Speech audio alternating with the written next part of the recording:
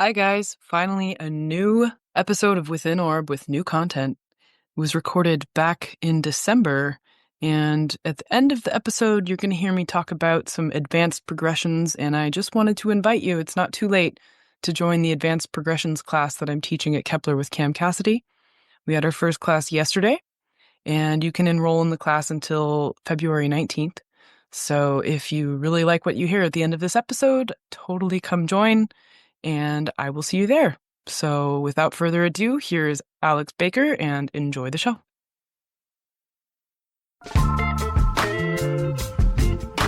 The Within Orb podcast. Come get Within Orb. Hello, my name is Jenn Zahrt, and welcome to Within Orb, a production of the Celestial Arts Education Library, a podcast bringing people together around the love of astrology, books. Join me as I interview people about the astrology books that changed their life and practice. You can support the podcast at withinorb.com. Welcome to another episode of Within Orb, and today we are flying into Pittsburgh, Pennsylvania to meet with Alexander Baker. Hello, welcome to the show. How's it going, Jen? Thanks for having me. Thanks for being here. I remember meeting you. I remember as well. We were at the event with Geoffrey Cornelius, may he rest in peace, organized by Adam Ellenboss in 2014. Yeah, it was late March of 2014 for sure. That was almost 10 years ago. That was just over 10 years ago. Look at us. Yes. Wow. Okay. One thing I've always loved about your work is you have this dark edge to your astrology practice through the art you choose and how you present things. I really like that about your work. Thanks. That's how it rolls off the tongue. It probably is perceived as a bit standoffish to some people. I don't intend it. I mean, I write a lot of standalone pieces that I think people take in, but it might not necessarily invite dialogue as immediately as maybe some of the other work out there. But I get a lot of engagement, I guess, behind the scenes. I don't know. Sure. Or yeah. People with, one might say, closeted interest. As much as I try to provide the normal formal channels for booking with me, I think there's people who like to kind of come out of the woodwork and be like, I don't know how to go about this, or whatever. Yeah. No, I think my 90s goth is very satisfied by the work you put out there. So, yes. All right. So, and you were there because you know Adam, and you were one of his first students, and you're now also a student again. Yes. Yeah. Adam's a great, dear old friend of mine, and he's, so immersed in his practice and in family life. It's I feel like maybe one of the last times he and I sat down to have a long conversation or dinner together. It might have actually been NORWAC 2019, but it's wow. which is wild. That's half a decade ago, but we keep up, randomly by email or text. And I'm so grateful and endeared toward him for the role he played in my earliest astrological education, and then on through today. I mean, I remember bugging him in the comments of feature articles he was doing on Reality Sandwich back in June 2010. So wow. And I bought his memoir in September 2010 when it came out, and was struck by some of the parallels in our lives and stuff. So but then it took until the fall of 2013 for me to enroll in his then first year program, or that iteration of it. And yeah, I mean, it was not a year later. I was we were hanging out in Silver Spring, and I was at his wedding and everything. So. Awesome. That's so cool. All right. So it sounds like it was around 2013 that you got into astrology. What was your first astrology book?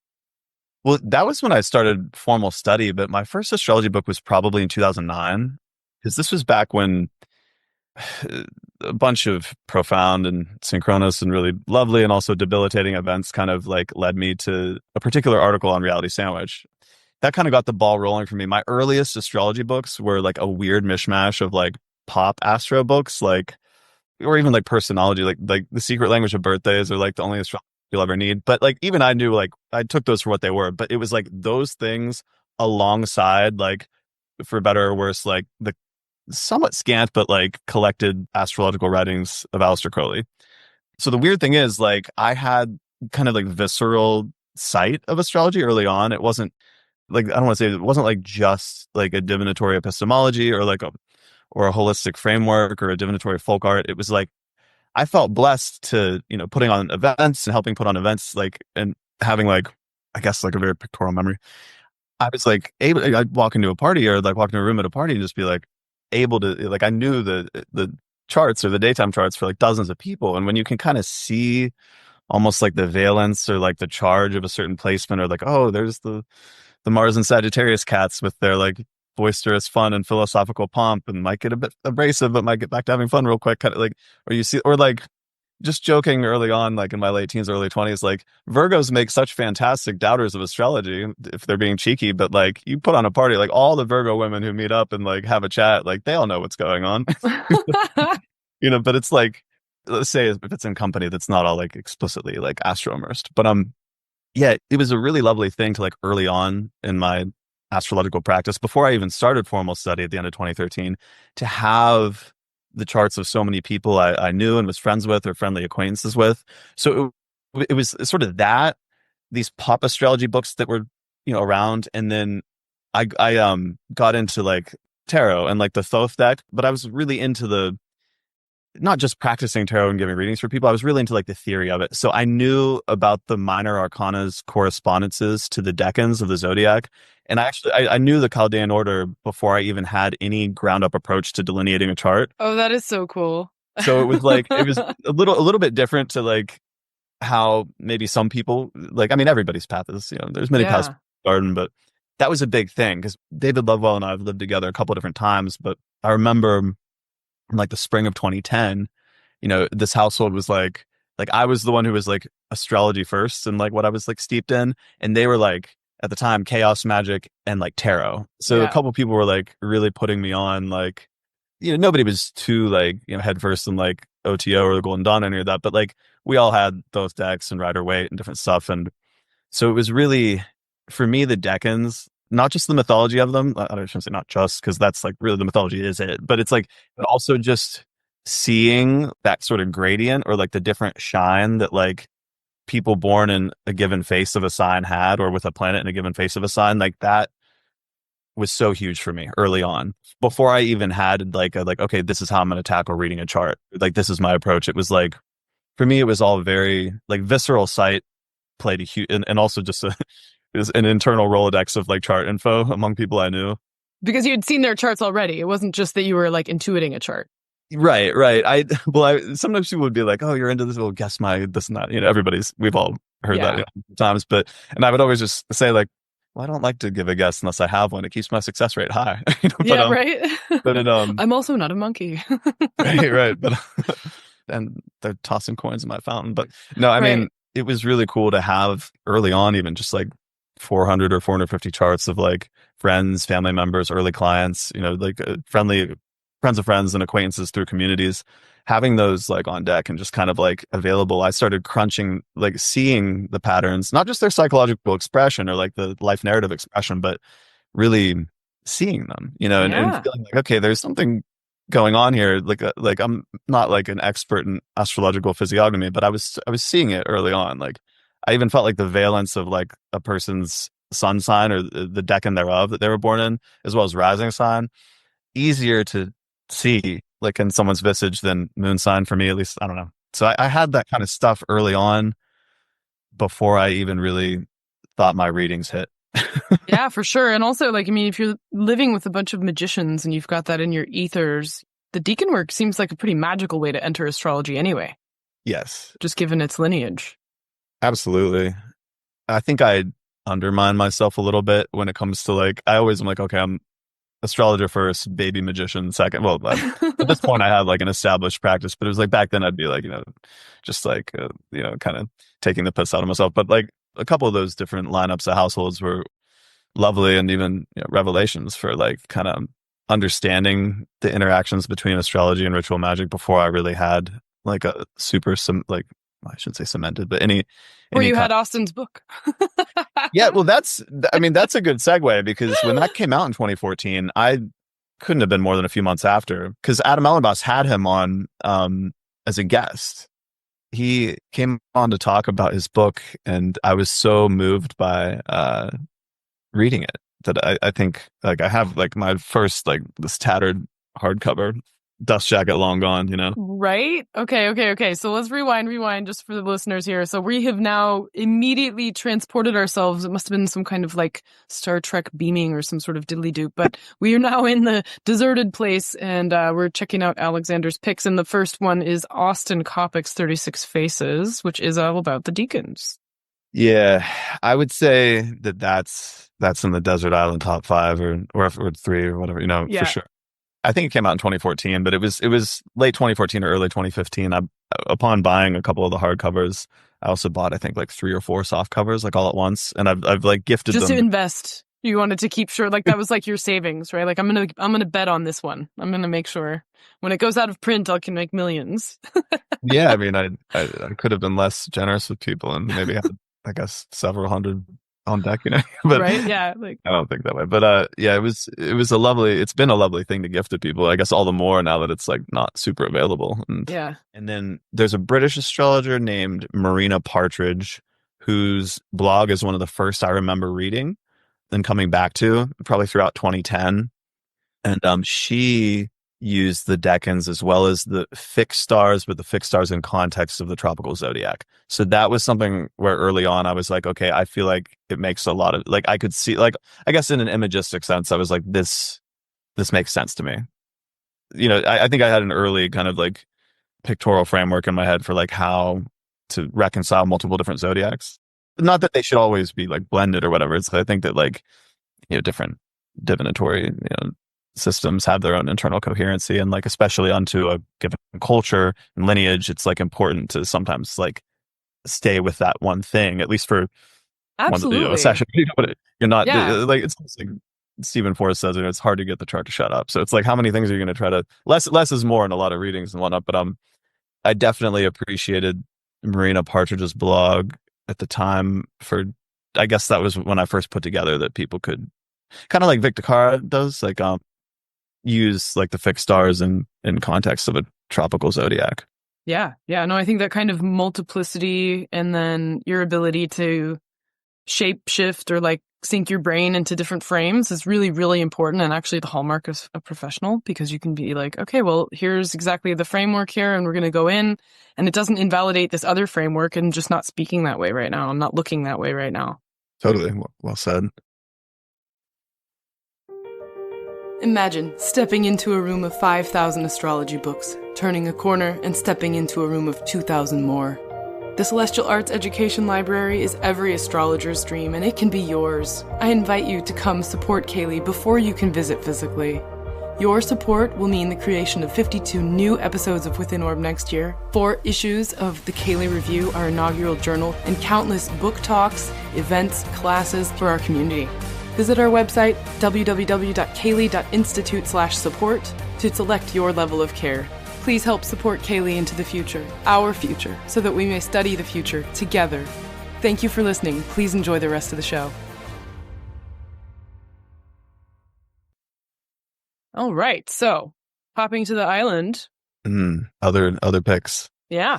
Okay, well, I'm ready to break the rules. It's a heavy bag that I'm You're stranded breaking with the rules. All right, so we've got Austin as the foundation here, although you do say like in no particular order. So what is your next pick? There's so many like trad astro texts from like the heavy hitters that I want to be able to say like for street cred, because some part of the Capricorn in me does care that other people recognize me, or like, or whatever, you know. My Sun-Uranus conjunction's like, fuck it, if they don't appreciate but me. You can't admit that you downloaded them as PDFs and they're on your Kindle, so we will. I have a tablet that I never used, but I don't think I've ever read an ebook. Yeah, there's no electricity on the island, by the way. It's deserted. There's You know what? You nailed me there. I would say there's ones like that on like a formative level, like for me, were so huge, but then it's like But you don't want to take them with you. Yeah, like that's a heavy one. But it's and it's already in me, like the theory and like the philosophy and epistemology, where I'm like, all right, so tell us which ones you're leaving at home so you can get your Capricorn itch scratched, and then you can tell us the ones you're going to bring. Cosmos and Psyche. This was a big deal for me. Okay, but you're leaving that one behind. Yeah, it's a runner-up because it's already in you. It's already in your gray matter. Right, right. So this is like desert island top five or top three, but at the same time, it's a heavy one, and it's like you know what, I could just take Prometheus the Awakener because There that you essay go. was like, I was like, whoa, you know. But yeah, this one very formative, along with 36 Faces. Like if you'd asked me these very questions 10 years ago, because my earliest roots, even though I was like, okay, pop astrology with like I knew some of the traditional like minor dignities before I even had like a fully functional compass for using these things. Like my roots kind of as far as formal education goes, you know, studying with Ellen Bass late 2013 onward, it was like an amalgam of like humanistic, psychological, and like evolutionary astrology. I feel like early on I had my qualms with those uses of the nodes before I even kind of knew how to explain why. It seemed a little bit too like hyper affirmative at times. But I mean, a couple of my favorite astrologers and some of my favorite writers are come from an EA paradigm, and I respect it so much as like a divinatory epistemology because, like, you know, stuff can pop in just about any context when it's being practiced, right? In that kind of Geoffrey Cornelius, like the moment of astrology type way, Yeah. like, Yeah. and that's one of my next picks. Okay. That would be in the top five, I think.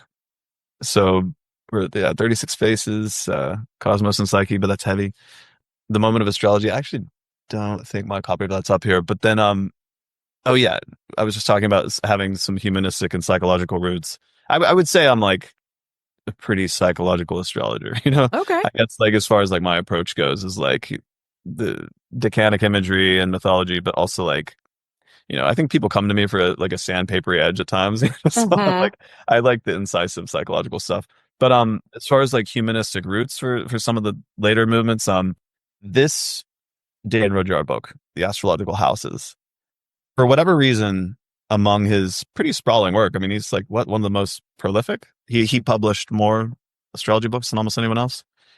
This was one where there was some really like imagistic descriptions of like how he thought of like say like the 12th house or this or that where there's certain paragraphs in here that really popped, and it is a very kind of like Jungian or post Jungian book, and which, you know, has its strengths and weaknesses, but that was a very formative book. I have a sneaking suspicion. I've kind of hinted at it, I think, in other shows, but you're bringing it up again, and I just want to kind of like nudge it into the consciousness of anyone listening. But I have a feeling that humanistic astrology is going to be the counterweight to the over leaning on traditional. Like I feel like we're going to snap back and kind of go back to that mid 20th century humanistic, not necessarily late. I don't think it's going to be like a 90s thing. I think it's going to be a little bit earlier, more Rudhyarian, more Ruperti, you know, these sorts of cycles of human development and sort of because we have this rise of AI, and I think we're going to want to know what makes a human, and humanistic astrology actually answers that question in a really real way. Absolutely. I mean, I love predictive astrology, but I feel like for me, a lot of the time, like my most visceral like awareness of what it is happens when I'm already in it. And it's almost like, you know, astrologers need astrology readings the most. I do think sometimes if we get too bogged down in prediction, we can sometimes like miss like that kind of surrender to the experience of it closer to Well, the what's interesting is there's this amnesia. I'm noticing a lot of books published in the 80s and 90s and like, you know, sort of around the early days of Project Hindsight. They're aware of traditional sources. It's not as though the astrology community was somehow ignorant of the fact that there were all of these Greeks and medieval and Arabic era astrologers doing these writings that became translated later. They knew what the contents were. I mean, it's like, it's very weird. I want to actually investigate this a little bit because I feel like there's this false narrative of this amnesia of the 20th century as though like nobody knew anything about traditional astrology until the three Roberts resuscitated the tradition. And it's like, that's just not true. right. I want to keep like digging into Rob Schmidt's work more and more. Like, you know, I've heard a number of talks, and like I have a in my head I have like, you know, kind of romanticized like you know, vision, and I've even seen video clips from that era, like, you know, like a younger Chris Brennan and, you know, younger Austin, you know, chatting about these things, and it's super endearing. But because these are people, you know, colleagues and you know, and some friends, and like, you know, people whose work I really admire and has like been formative for me. You know, it's like I got Chris's tome and like, you know, like Demetra George's books, you know, on the shelf and Yeah. whatnot. They've accompanied many a people to the deserted island. They have, So a yeah. heavy burden would be the wrong word, but Well, it's not a burden. You can build a fort with it. it's If like, if you've read it many, many times, it can be fuel for the fire. Or yes. but don't do that. Maybe once it's in you, then you can afford to do that. Done. But yeah, okay. So, and are there any other rules you want to break before we leave the island? There's a compilation of Jung's writing called Psyche and Symbol. Cosmos and Psyche, Psyche and Symbol. Yes, Symbol and yes. Cosmos. That'll Just be your picking book. a just That's the book you're writing on the island. Symbol and Cosmos. There you go. no, Congratulations. I have a few in the works, but I'm better for the inspired bursts that can get a few long form articles done a month than I am at like the long term projects. But this compilation of Jung's work, Psyche and Symbol, I think it was edited by Violet Laszlo. That had a really powerful role in my understanding of how, like, I mean, because this had like excerpts from like Aeon and different stuff that Jung wrote, but that particular compilation had, for lack of a better umbrella term, it played a big role in that kind of like breaking open the head type moment that I had in 2009. I got really sick at the end of 2009 and I started like seeing auras, and it's something that never left. And Wow. I, even once I got better, and then I realized, like, I've never had this diagnosed because I don't really think it's a problem. I realized that I'd had, since I was younger, I've had I think it's space time synesthesia. So Ooh. I just have a very like inner sight of the year. Like I kind of like see the year like in my head, and many years like spiraling back, and like I'll see them as like a landscape kind of, where like the circle is kind of like, you know, just dotted with different events and images that kind of sort of like the seasons. I didn't realize when I was in middle school that, like, back when, to me, astrology was just something I knew from like a placemat at a Chinese restaurant and just quipping with one's family about this or that, or what it says about, you know, the year of the earth snake or whatever, you know. I didn't realize that when I was like sat at the middle school lunch table that I was seeing the relationship between mine and my friends' birthdays, like on the wheel of the year, like the core, you know, kind of childhood friend group in elementary school and middle school, and even before all that was, I mean, there's a few Capricorns, a couple Scorpios, a couple Virgos, a couple Tauruses might pop in here and there, but then there was like a couple louder Aquariuses, and but it was like I saw in my head, knowing our birthdays, I saw not just the proximity of those of us who had were born under the same sun sign, but I saw like the sextile and trine relationships between our points on the wheel and our friends, is like, you know, like who, like I saw that before I had language for it. So when I became aware of astrology when I was like about, I would have turned 19 at the end of 2008. So it was like throughout 2009 when like you were hearing, you know, whispers of this or that, or people chatting about this or that at parties. And then, you know, towards the end of that year when I found Reality Sandwich and whatnot, after I got rather sick, I was finally starting to become equipped with language that put into perspective something I'd noticed since like an earlier age. I had chops seeing stuff way before I had chops reading a chart, or like being sat down with someone and like kind of trying to knock it out of the park for them, you know? So do you work with secondary progressions? Yes. Do you work with tertiary progressions? No, not yet. Okay, not yet. Because I would love, do you work with converse progressions? Like I'm familiar with the theory behind a lot of these, but I will say that in my personal practice, despite using you know, annual perfections and time lords as well as secondary progressions, I haven't integrated, like, for example, zodiacal releasing too much into my practice. I tend to refer, like, if somebody wants explicitly that, I tend to refer them elsewhere because I have no problem doing that. So it would be cool to see, because you're saying that you have this ability to like kind of see time almost as a space. And so to see what, like to hear, after you learn it, to hear what your mind goes through when you're looking at secondary progressions in converse direction. So even just today, like right before we recorded this episode, I had a client who was born within 3 months of me. And so in converse secondary progression, I will be that person's chart in 3 years. And in regular secondary progression, this client was about to be my chart. So when I looked at the secondary progress chart, I'm like, oh my God, that's like 3 days before me. Like, I know exactly what this is. I know this vibe. Like, this is very Totally. familiar territory. And so to see that like crossover and how that kind of breaks your mind, like when you're with all of your peers around that, you know, middle school lunch table, it's like, you're all going to become each other. And you're like unfolding and almost like a shimmer, like into each other's charts, forwards and backwards. It's a beautiful word. I like shimmer is a lovely one to.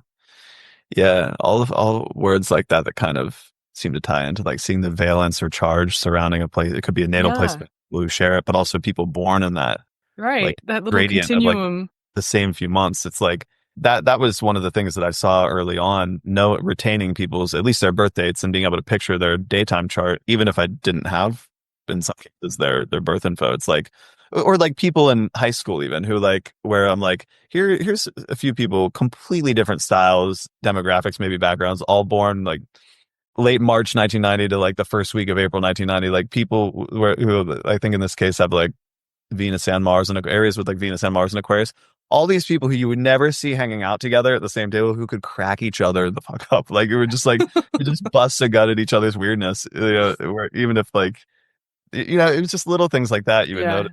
And yeah, it's fascinating to. I mean, I've lived a pretty underworldly life, and I've been blessed to know just such wonderfully unique people and like have just wonderful relationships. And I think part and parcel with like some of the underworldly jaunts or longer arcs of time, it's like you lose a lot of people. There's people who live on the edge a bit more, and folks who I've been past my fingers and toes 4 times like for many years in terms of like friends and friendly acquaintances and whatnot I've lost. But it was also that same group I used as an example of like folks born like late March 1990 to early April 1990.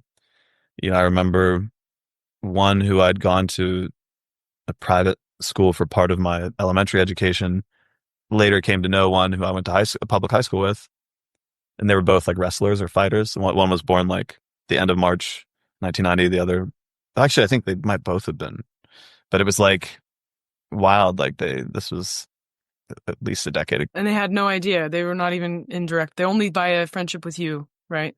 Well, not in this case, but and Oh, it's a more somber story because they both passed away, but they oh passed away no. of like an addiction or a usage of something addictive that I also saw a couple other people born in that same first kind of proximal like first week of April 1990 struggle with, and Mm-hmm. that they made it out, but in this, Mm-hmm. so it's just weird to see some of those things constellate around certain people who could, some of them were coming from completely different economic brackets and family backgrounds, and some of those things that really correlate to like poor habits or drug use or like some of the more afflicted stuff we can go through. But not to turn it down a notch, but it's like those kinds of things really shaped me early on. I think it gave me a little bit, and also myself, having had some of those struggles at times, plus like I have a Jupiter ruled Mars that loves a moment of excess or two.